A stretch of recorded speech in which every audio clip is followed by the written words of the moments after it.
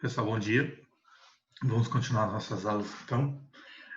Espero que vocês tenham ido bem nas provas que vocês tiveram nessa segunda-feira, não só na minha, mas em todas, né? Lembrando que qualquer dúvida vocês podem perguntar, fiquem à vontade. Então, nós vamos iniciar o capítulo 10, Relações de Poder e Sociedade, né? Nós vamos dar uma continuidade naquele tema de globalização e ver agora o que significa o conceito de poder dentro da sociedade, né? Então a gente vai começar a discutir as relações de poderes que existem dentro da sociedade. Alguns nomes já conhecidos e outros nomes vão ser novos, né? Principalmente do Pierre Bourdieu. Então vamos pegar aqui então o resumo para a gente seguir. Bem, vamos começar então falando sobre as diferenças da sociedade medieval e contemporânea, né? Então, o capítulo ele traz essa ideia de como que molda, como que forma essas relações de poder na nossa sociedade. Ele vai dizer o seguinte, que a partir da Idade Moderna vai haver uma ruptura sobre aquilo que molda a sociedade. Então, a sociedade medieval ela vai estar pautada por um princípio moral religioso, enquanto a contemporânea por um princípio econômico, social e político, tá? A gente vai ter que é, esse processo da história ou da idade contemporânea, esse processo de racionalização, ele vai buscar ou ele vai quebrar os princípios religiosos, né? É aquilo que o Weber chama de desencantamento do mundo, né? O processo de racionalização da sociedade. Então, eu começo a educar, eu começo a expandir os processos racionais, né? Os processos científicos como forma de educação e como forma de pensamento, e estou criando o processo do que de desencantamento da sociedade, que seria esse misticismo religioso, tá?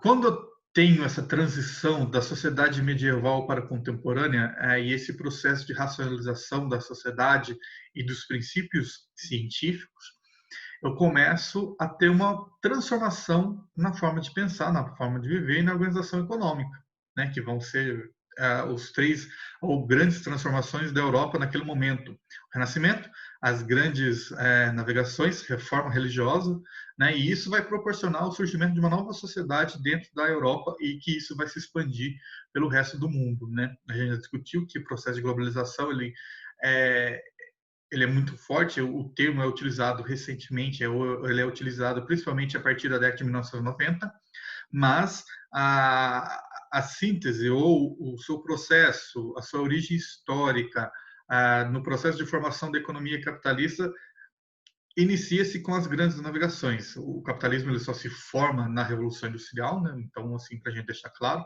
mas dizendo o seguinte, que essas transformações do século XVI têm ou tiveram grande influência nesses processos. Aqui a gente tem um termo para a gente destacar, tá? Que é o termo praxis. O que, que significa a praxis para nós? Aqui ela vai ser o seguinte, tá? A ideia é quando você pega ou quando você tem referência teórica e você aplica na prática social.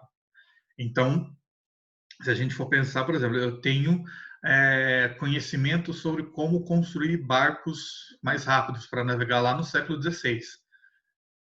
As grandes navegações e a construção desses barcos é o que? É uma praxe, certo? Então, o que, que eu tenho? Eu tenho um conhecimento, quando eu aplico ele na realidade social, ele vai ser determinado do quê? De praxis, tá?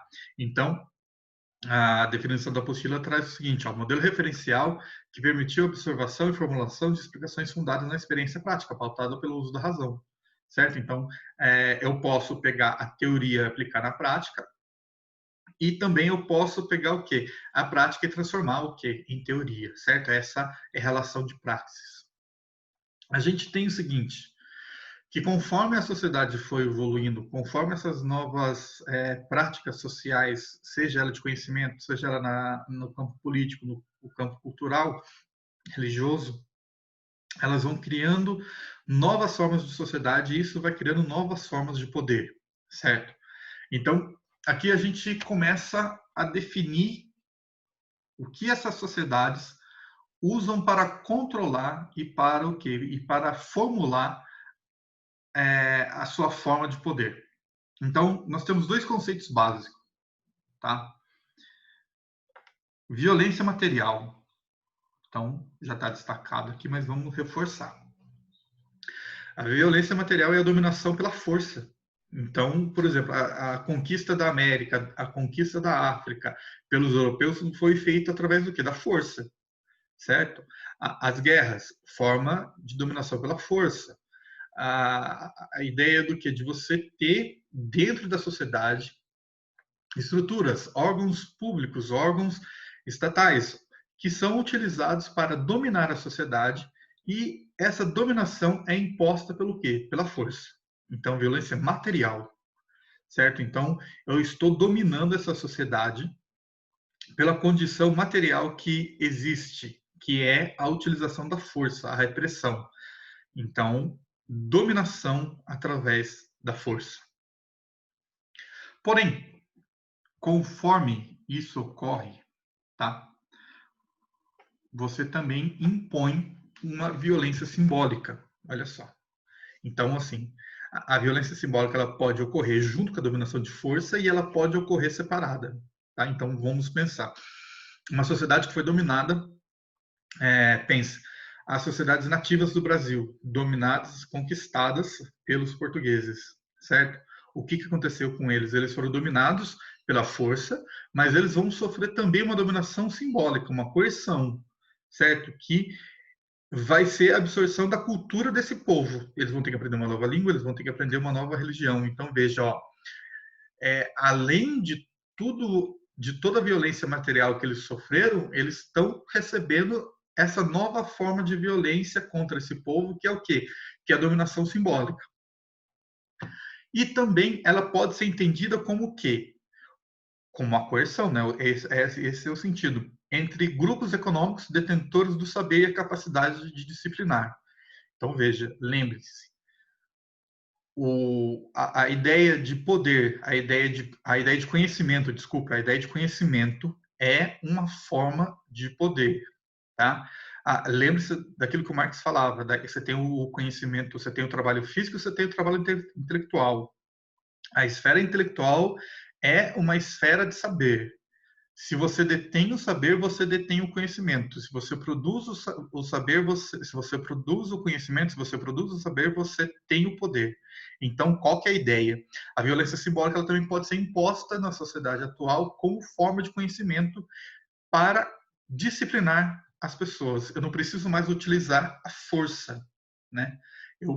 Basta criar uma forma de violência simbólica em que as pessoas elas tenham o que consiga disciplinar as pessoas através disso. O principal nome que trabalha isso, sociólogo francês chamado Pierre Bourdieu. Lembre desse nome, Pierre Bourdieu, tá? Assim, porque isso é um conceito que é cobrado, tá?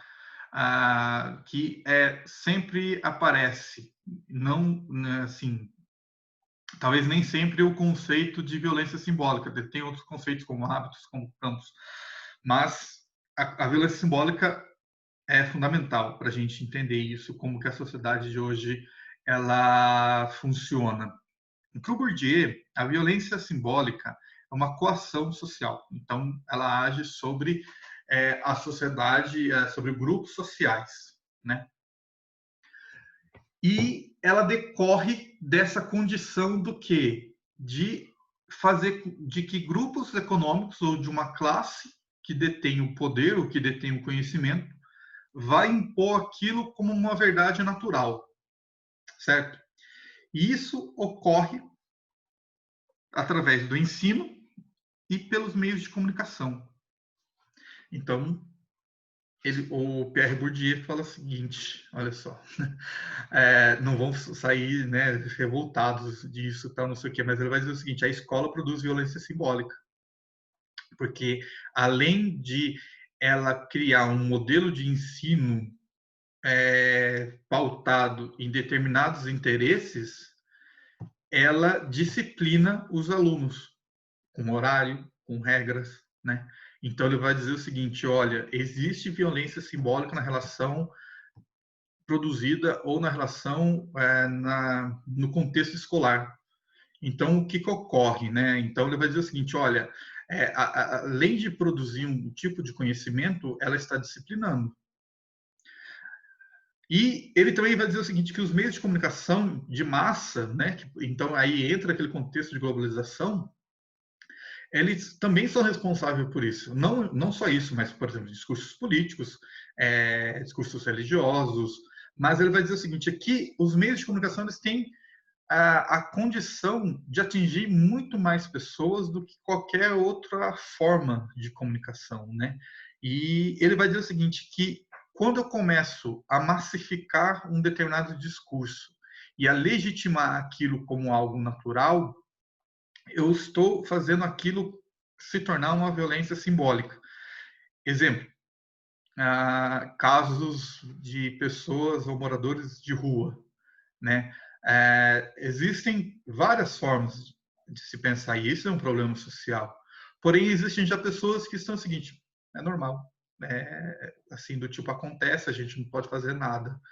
Entendeu? Então, o que, que eu fiz? Eu peguei um discurso, né, dizendo o seguinte, olha, isso é um problema da sociedade atual, a gente não pode fazer nada e segue a vida. Né? O que eu estou fazendo? Eu criei um discurso, eu estou fazendo, estou criando um modo de pensar e impondo para essa sociedade de forma de massificação, e isso vai resultar no quê? Nessa violência simbólica. Isso pode acontecer de diversas formas, tá? Então, para o Pierre Bourdieu, é esse tipo de violência, essa violência simbólica, ela vai ser propagada pelo ensino e pelos meios de comunicação principalmente. Não estou dizendo que isso aconteça a todo momento, mas que existem determinados tipos de discurso, determinados tipos de pensamento, que se a gente enxergar como forma natural, você acaba assimilando aquilo sem nenhum tipo de pensamento ou de questionamento, tá? Então vamos ver aqui o que ele fala. A violência simbólica resulta do exercício de um poder simbólico, pela qual se quer fazer com que um determinado grupo de indivíduos veja como naturais as coisas do mundo, as estruturas, as diferenças de classes, as representações e as ideias da classe dominante. Então, ele parte do princípio que, do tipo, esses grupos econômicos, esses grupos detentores do conhecimento, vão criar uma ideia do que? De manter as coisas como estão e de acordo com seus interesses, para que não haja revolta ou para que não haja nenhum tipo de crítica àquilo que eles estão fazendo, né? Para isso, a gente tem que entender o que é o poder aqui, certo? Então, dentro da sociedade, essas relações de violência estão relacionadas com as relações de poder. O que é o poder, então? Tá? É uma estrutura ordenadora, disciplinadora e que pretende conformar a unidade e legitimar a condição de mando, sendo regulado por instituições, atores sociais diferenciados, através da coerção. E o poder ele é exercido pela violência material simbólica. Olha que interessante. Então, eu estou numa posição de comando, que tem um determinado tipo de poder, ou eu consigo aquilo que eu quero com outro grupo de pessoas que estão ao meu redor pela força ou pela violência simbólica, pela condição do meu discurso, pela condição da minha fala e da minha comunicação, tá? Essas formas de poder e de relações elas se alteram de acordo com o passar da sociedade. E a gente tem o seguinte, para a gente finalizar aqui, e talvez mais importante que ou a principal definição que a gente vai utilizar, vai ser o poder, a definição de poder de Weber. Desculpa a trava aí, mas assim, o que o Weber fala, o que é o poder e de onde vem esse poder, tá? Ele vai dizer o seguinte: a ideia do poder é quando você quer alguma coisa e você consegue fazer com que um grupo de pessoas ou um outro indivíduo faça, você agiu de forma ou você exerceu o seu poder sobre aquele outro grupo de indivíduos ou aquele indivíduo.